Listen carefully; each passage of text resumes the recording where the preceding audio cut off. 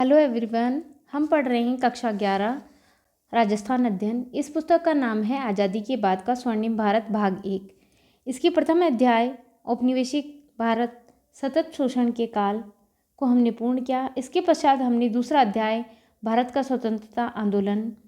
इस अध्याय की प्रथम वीडियो में हमने जाना कि किस प्रकार 1757 में प्लासी का युद्ध होता है, 1764 में बक्सर का युद्ध, इसके अगले ही वर्ष 1765 में इलाहाबाद की संधि के द्वारा भारत में ब्रिटिश साम्राज्य की नींव पड़ती है।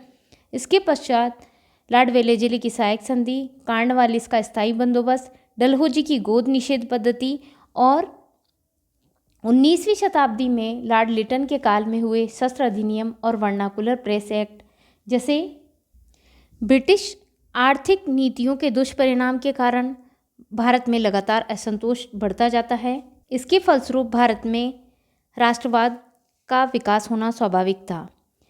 राष्ट्रवाद के विकास के उत्तरदायी कारणों में हमने पढ़ा कि किस प्रकार पाश्चात्य शिक्षा का प्रभाव पड़ा, प्रेस की भूमिका भी महत्वपूर्ण रही। भारत में सबसे पहला समाचार पत्र बंगाल गजट प्रकाशित हुआ। उसके पश्चात राष्ट्रीय साहित्य के विकास ने भी राष्ट्रवाद के लिए महत्वपूर्ण योगदान दिया। इल्बर्ट बिल विवाद ने तो इन सभी घटनाक्रम में आग में जैसे घी का कार्य किया। अब हम जानेंगे कि भारतीय राष्ट्रीय कांग्रेस की स्थापना से पूर्व राजनीतिक संस्थाओं का उदय किस प्रकार हुआ। कांग्रेस की स्थापना से पूर्व देश में अलग अलग क्षेत्रों में अनेक राजनीतिक संस्थाओं का निर्माण किया गया, जिन्होंने भले ही अपने व्यक्तिगत स्वार्थों से ही सही किंतु राष्ट्रवाद के उदय में योगदान दिया। भारतवासियों के लिए यह विचार नया ही था कि लोग किसी राजनीतिक संगठन को तैयार कर सकते हैं। सन 1838 में बंगाल के जमींदारों ने लैंड होल्डर सोसाइटी बनाई, जिसने कर मुक्त भूमि के अपहरण का विरोध किया तथा कुछ अंशों तक उसे सफलता भी मिली। इस तत्पश्चात अनेक संस्थाएं बनी जो राजनीतिक अधिकारों को प्राप्त करने हेतु सरकार को ज्ञापन देती रही। सन 1851 ईस्वी में कलकत्ता के जमींदारों ने राजनीतिक उद्देश्य से ब्रिटिश इंडियन एसोसिएशन नामक संस्था बनाई। बड़े व्यापारियों और जमींदारों ने मिलकर सरकार के सम्मुख प्रशासनिक सुधार की मांग की। इन संस्थाओं ने अपने अपने प्रांतों की राजनीतिक गतिविधियों में भाग लिया। सन 1857 के बाद के दशकों में उच्च शिक्षा का प्रसार हुआ तो बुद्धिजीवियों ने अनुभव किया कि जमींदारों के संगठन के अलावा उन्हें भी अलग से अपने विचार रखने चाहिए। दादाभाई नौरोजी ने लंदन में ईस्ट इंडियन एसोसिएशन स्थापित करके भारत के प्रमुख नगरों में इसकी शाखाएं स्थापित की। सन 1870 ईस्वी में महादेव गोविंद रानडे ने पुनः सार्वजनिक सभा, जिसमें महाराष्ट्र क्षेत्र में राजनीतिक क्षेत्र में सक्रिय भूमिका निभाई। सन 1876 ईस्वी में सुरेंद्र नाथ बनर्जी ने इंडियन एसोसिएशन की स्थापना की। इस संस्था के लंबी अवधि तक प्रमुख विषयों पर भारतीयों की आवाज़ को सरकार तक पहुंचाने का कार्य किया। इस संस्था के नेताओं ने अपनी संस्था को अखिल भारतीय स्वरूप देने की भरसक कोशिश की, लेकिन वे अनेक कारणों से सफल नहीं हो सके। वह मूलतः बंगाल का ही संगठन रहा। अतः दिसंबर 1883 में इंडियन एसोसिएशन के प्रयत्नों से इंडियन नेशनल कॉन्फ्रेंस का पहला सम्मेलन कलकत्ता में हुआ, जिसमें विभिन्न क्षेत्रों से आए लोगों ने भाग लिया। इसमें प्रथम प्रस्ताव द्वारा मांग की गई कि सिविल सर्विस की परीक्षा उसी समय भारत में ली जाए जब ब्रिटेन में होती है तथा इसमें बैठने की आयु 22 वर्ष कर दी जाए। दूसरे प्रस्ताव में राष्ट्रीय कोष के संग्रह के महत्व को जोर दिया गया। तीसरे प्रस्ताव में भारत में प्रतिनिधि विधानसभाओं की मांग की गई। चौथे प्रस्ताव में आर्म्स एक्ट के रद्द करने की मांग की गई तथा पांचवा प्रस्ताव इल्बर्ट बिल पर हुए समझौते पर खेद प्रकट किया गया। पूर्णतः सफल न होने पर भी सम्मेलन का अपना महत्व रहा। यह सभी राष्ट्रीय नेताओं को एक मंच पर लाने और संयुक्त अखिल भारतीय राष्ट्रीय संगठन की स्थापना की दिशा में पहला कदम था। दूसरी इंडियन नेशनल कॉन्फ्रेंस कलकत्ता में सन 1885 ईस्वी में। इसी क्रम में 28 दिसंबर 1885 को व्योमेश चंद्र बनर्जी की अध्यक्षता में बम्बई में भारतीय राष्ट्रीय कांग्रेस की स्थापना हुई। इसमें देश भर के 72 प्रतिनिधि मौजूद थे। A.O. ह्यूम को सचिव बनाया गया। भारतीय राष्ट्रीय कांग्रेस के नेतृत्व में देश में स्वतंत्रता के लिए राष्ट्रीय आंदोलन चलाया गया। कांग्रेस के नेतृत्व में चले इस आंदोलन को हम 3 चरणों में बांट सकते हैं। उदारवादी चरण, इसकी शुरुआत 1885 कांग्रेस की स्थापना के बाद 1905 तक, तथा दूसरा चरण आता है उग्रवादी चरण। यह 1905 से 1920 तक चला। उसके पश्चात तीसरा चरण है गांधीवादी युग, जो कि 1920 से स्वतंत्रता प्राप्ति 1947 तक चला। अब हम राष्ट्रीय आंदोलन का उदारवादी युग जानेंगे, जिसकी शुरुआत 1885 से 1905 तक थी। सन 1885 ईस्वी से सन 1905 तक के राष्ट्रीय आंदोलन के चरण को उदारवादी चरण कहा गया है। इस अवधि में राष्ट्रीय आंदोलन का नेतृत्व वकील, डॉक्टर, अध्यापक, लेखक, पत्रकार आदि मध्यम वर्गीय बुद्धिजीवियों के हाथों में था। नेताओं में दादा भाई नौरोजी, महादेव गोविंद रानडे, सुरेंद्र नाथ बनर्जी, फिरोज शाह मेहता, गोपाल कृष्ण गोखले आदि प्रमुख थे। इस चरण के नेताओं में विश्वास था कि अभी लोगों को राजनीतिक मामलों पर जागरूक होना जरूरी है, ताकि उनमें अंग्रेजी राज का विरोध करने का आत्मविश्वास पैदा हो सके। इस दौर में राष्ट्रवादियों का समस्त दर्शन एवं कर्म इसी दृष्टि से प्रेरित था। इनका मुख्य उद्देश्य एक ऐसा आर्थिक राजनीतिक कार्यक्रम तैयार करना था जिस पर विभिन्न क्षेत्रों, धर्मों, जातियों, भाषाई समूहों एवं वर्गों की आपसी सहमति हो सके। सर्वप्रथम राष्ट्रवादी नेताओं ने साम्राज्यवाद का आर्थिक विवेचन किया। उनके अनुसार अंग्रेजी उपनिवेशवाद का सार था भारतीय अर्थव्यवस्था को ब्रिटिश अर्थव्यवस्था के अधीन बनाना। भारत अंग्रेजी शासन के अधीन दिन ब दिन गरीब होता जा रहा था।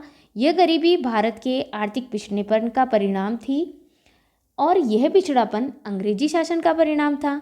अंग्रेजी शासन में भारत के पारंपरिक उद्योगों को नष्ट कर दिया और आधुनिक उद्योगों की प्रक्रिया को धक्का पहुंचाया। अंग्रेजी नीतियों द्वारा भारतीय कृषि का भी शोषण हुआ। उन्होंने सरकारी खर्चों की कड़ी आलोचना की। सरकारी पैसे का एक बड़ा हिस्सा सेना और प्रशासन में खर्च होता था, लेकिन लोगों की शिक्षा और स्वास्थ्य जैसी जरूरतों की उपेक्षा की जाती थी। उन्होंने धन निष्कासन के सिद्धांत का प्रतिपादन किया, जिससे यह साबित किया कि भारत से इंग्लैंड को अनेक माध्यमों द्वारा धन भेजा जाता है। इसके बदले में भारत को कोई भी प्रतिफल या लाभ की प्राप्ति नहीं। कांग्रेस के स्थापना के प्रारंभिक उद्देश्य क्या रहे, यह जानेंगे। प्रारंभ में कांग्रेस का उद्देश्य भारत को अंग्रेजी शासन से मुक्त कराना नहीं था। उदारवादियों को अंग्रेजों की न्यायप्रियता में विश्वास था। कांग्रेस का उद्देश्य प्रतिनिधि सभाओं का विस्तार तथा उसमें भारतीयों की अधिकाधिक संख्या में वृद्धि करना था।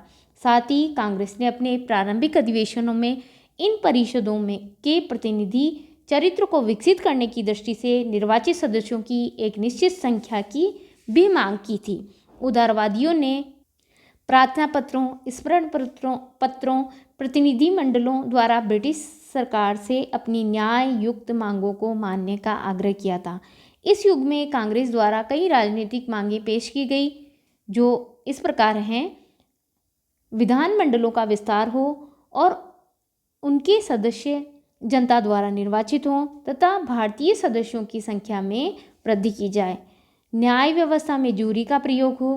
कार्यकारिणी तथा उच्च नौकरियों में भारतीयों को स्थान मिले। भारतीयों को उच्च सैनिक शिक्षा दी जाए। शस्त्र कानूनों में संशोधन किया जाए। भारतीयों को अधिकार दिए जाएं। सन 1905 में गोखले ने ब्रिटिश साम्राज्य के अंतर्गत स्वशासन की मांग की। सन 1906 में इसी मांग को दादा भाई नौरोजी ने दोहराया। कांग्रेस ने सामाजिक और आर्थिक जीवन के क्षेत्र में आवश्यक सुधार के लिए भी मांगें रखी थी। उनमें से प्रमुख थी भूमि कर में कमी की जाए एवं सिंचाई की उचित व्यवस्था की जाए। भारतीय उद्योगों को प्रोत्साहित किया जाए, उनका आधुनिकीकरण किया जाए। भारत से बाहर भेजे जाने वाले अनाज पर प्रतिबंध लगाया जाए। प्रशासनिक व्यय में कमी की जाए। नमक कर को समाप्त किया जाए। अब ब्रिटिश सरकार और कांग्रेस के मध्य कैसे संबंध थे? प्रारंभ में कांग्रेस की स्थापना को ब्रिटेन की महान विजय समझा जाता था, परंतु सरकार और कांग्रेस के बीच यह मधुर संबंध अधिक समय तक कायम नहीं रह सका। शीघ्र ही सरकार इस संगठन से भयभीत हो गई और इससे खतरा दिखाई देने लगा। सरकार ने कांग्रेस को प्रोत्साहन देना बंद कर दिया। सन 1888 ईस्वी से सरकार की कांग्रेस संबंधी नीतियों में परिवर्तन हुआ। लॉर्ड डफरिन, जो कि तात्कालिक गवर्नर जनरल थे, ने एक भोज के अवसर पर कहा, अब कांग्रेस का झुकाव राजद्रोह की ओर हो गया है और यह संस्था शिक्षित भारतीयों का नाम मात्र का प्रतिनिधित्व करती है। 1890 ईस्वी में सरकार ने एक विज्ञप्ति निकाली जिसके अनुसार सरकारी कर्मचारियों को कांग्रेस के अधिवेशन में शामिल होने की मनाही की गई। इस प्रकार सरकार और कांग्रेस के बीच आपसी संबंधों में कटुता बढ़ने लगी। सरकार के इस बदलते हुए रवैये के बावजूद कांग्रेस अपने रास्ते पर चलती रही। निसंदेह कांग्रेस की कार्यनीतियों में कुछ परिवर्तन आया। कांग्रेस के नेताओं ने वायसराय के विचारों का खंडन करना शुरू कर दिया। धीरे धीरे कांग्रेस की ओर से विभिन्न भागों में सभाएं की जाने लगी। राष्ट्रीय मांगों की पूर्ति के लिए प्रस्ताव पारित होने लगे, किंतु अब भी कांग्रेस नेताओं का अंग्रेजों में विश्वास था। सुरेंद्रनाथ बनर्जी ने पूना कांग्रेस में भाषण देते हुए भारतीयों को ब्रिटिश सरकार के प्रति वफादार बताया। इंग्लैंड में भी कांग्रेस के कार्यों का प्रचार तेजी से होने लगा, जिसमें कुछ अंग्रेजों ने भी दिलचस्पी दिखाई। ब्रिटिश संसद के सदस्य चार्ल्स ब्रैडला और सर विलियम बैडरबर्न के नाम इस संदर्भ में विशेष उल्लेखनीय हैं। इनके प्रयत्नों के फलस्वरूप सन 1890 ईस्वी में इंडियन पार्लियामेंट्री कमेटी की स्थापना हुई। इस कमेटी ने 1890 में ही इंडिया नामक एक पत्रिका भी प्रकाशित की, जो सन 2 साल पश्चात 1892 ईस्वी में मासिक और 1896 में साप्ताहिक रूप से प्रकाशित होने लगी।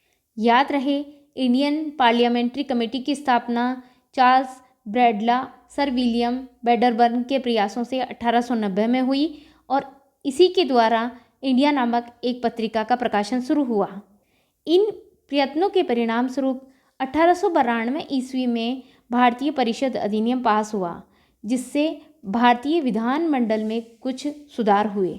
ये सुधार अधिनियम कांग्रेस के प्रयत्नों का ही प्रतिफल था, परंतु कांग्रेस इससे संतुष्ट नहीं थी।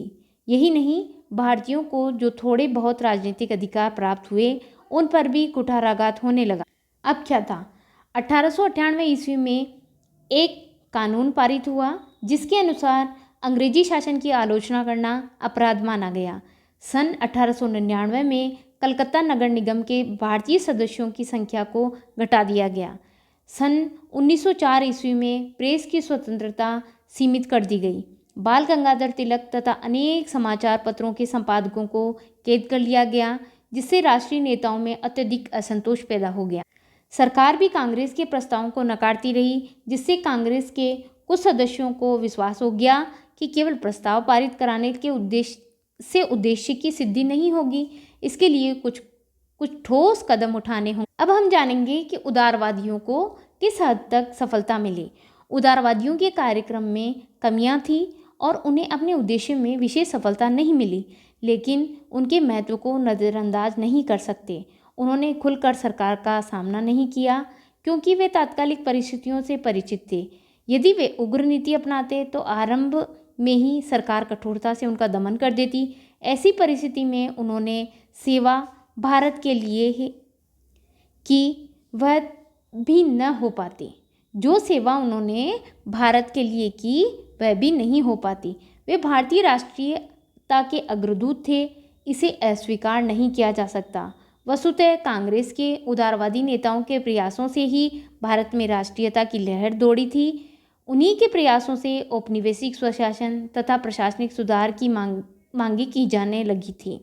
भारतीयों को राजनीतिक प्रशिक्षण दिलाने एवं जागरूक करने की दिशा में उनका योगदान प्रशंसनीय था। उदारवादियों के प्रयासों से ही सन 1892 में भारत परिषद अधिनियम पारित हो सका था। भारत में प्रतिनिधिमूलक संस्थाओं के विकास में यह एक अत्यंत महत्वपूर्ण कदम था। उदारवादियों के राजनीति पर पड़ने वाले प्रभावों से एक लाभ ये हुआ कि राष्ट्रवादियों के हृदय में आत्मविश्वास तथा आत्मसम्मान की भावना जागृत हुई। वे धीरे धीरे समझने लगे कि ब्रिटिश शासन उनका कल्याण करना ही नहीं चाहता। भारतीय स्वतंत्रता संग्राम की नींव इन्हीं 20 वर्षों में उदारवादियों के प्रभाव से डाली गई थी। उदारवादी नेताओं ने ही हमें इस योग्य बनाया कि हम स्वतंत्रता की मांग सरकार के समक्ष रख सकें। डॉक्टर पट्टाभी सीतारमैया ने उदारवादियों के कार्यों की प्रशंसा में यह विचार व्यक्त किया कि प्रारंभिक उदारवादियों ने ही आधुनिक स्वतंत्रता की इमारत की नींव डाली। उनके प्रयत्नों से ही इस नींव पर एक एक मंजिल करके इमारत बनती चली गई। पहले उपनिवेशों के ढंग का स्वशासन, फिर साम्राज्य के अंतर्गत होम रूल, इसके ऊपर स्वराज्य और सबसे ऊपर पूर्ण स्वाधीनता की मंजिलें बन सकीं। इस वीडियो में हमने 1885 से लेकर 1905 तक के घटनाक्रम को समझा, जो कि उदारवाद का काल था। नेक्स्ट वीडियो में हम उग्रवाद, जो कि 1905 से 20 तक का काल था, उसको समझेंगे। धन्यवाद।